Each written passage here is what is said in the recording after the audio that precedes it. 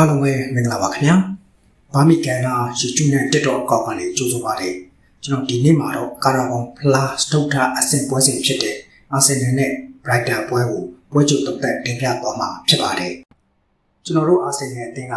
ကြာသပတေးနေ့မနက်2:15မှာ Brighton အသင်းကိုအင်ကွဲအမ်ရီမှာလက်ခံကစားရမှာပါ။ကျွန်တော်တို့အသင်းပေါ်စားလို့မရတဲ့ပွဲကောင်းတစ်ပွဲပါပဲ။ Brighton အသင်းကအသင်းကြီးတွေကိုဒုက္ခပေးနိုင်တဲ့ဂျန်ရဲ့ခေလာအသင်းမျိုးပါဒီနေ့ရာသီမှာလည်း Man City, Chelsea တို့ကိုအနိုင်ယူထားပါသေးတယ်2022 EFL ကတတိယအဆင့်ပွဲစဉ်တုန်းကလည်းအာဆင်နယ်အိမ်ပွဲမှာ Brighton အသင်းက 1-3 ဆိုတဲ့ရလဒ်နဲ့အနိုင်ယူပြီးအာဆင်နယ်အသင်းပြိုင်ပွဲကနေထွက်ခွာရမှုပါတယ်နောက်ဆုံး5ချိန်မှာလည်းအာဆင်နယ်က2ပွဲနိုင်2ပွဲတည်1ပွဲရှုံးဆိုတဲ့ရလဒ်သာထွက်ပေါ်ထားတာပါBrighton အသင်းဘက်မှာအဓိကတတိထားရမယ်တိုက်စစ်မှုတယောက်ရှိနေပါတယ်သူကတော့မန်ယူနဲ့အာဆင်နယ်တိုက်စစ်မှုဟောင်းဒန်နီဝက်ဘတ်ပါနောက်ဆုံး4ပွဲမှာ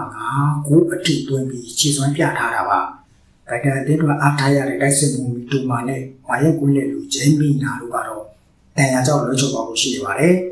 အာဆင်နယ်အသင်းကတော့လူစင်းအပြောင်းလဲများစွာနဲ့ပေါ်ထွက်လာအောင်ပါကိုသမားနေရာမှာကီပါပေါ်ထွက်လာဖို့ရှိနေပြီးနောက်တန်းမှာမိုစကွဲယာဟင်ကပီလူးစ်ကယ်လီအဝါဒိုပေါ်ထွက်လာနိုင်ခြေရှိပါတယ်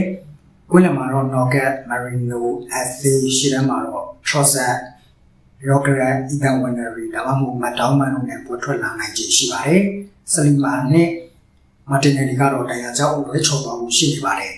။ရော့ကရက်တယောက်သူ့အသင်းအောင်ကိုဂိုးသွင်းနိုင်မလားဆိုတာစောင့်ကြည့်ရမယ့်ပွဲပါပဲ။ကျွန်တော်တို့အသင်းကွင်းမှာနိုင်ယူပြီးနောက်တစ်ဆင့်ကိုတက်လှမ်းသွားမယ်လို့လည်းပြောနေထားပါတယ်။ခံမရလက်အနေနဲ့ကျွန်တော်ကတော့2-1 3-1လောက်နဲ့ခံမထားပါတယ်။ကြည့်ရှုအားပေးသူဒီမှုတစ်ယောက်ချင်းစီတိုင်းကိုလည်းကျေးဇူးတင်ပါတယ်ကျွန်တော်ကတော့ CK ပါ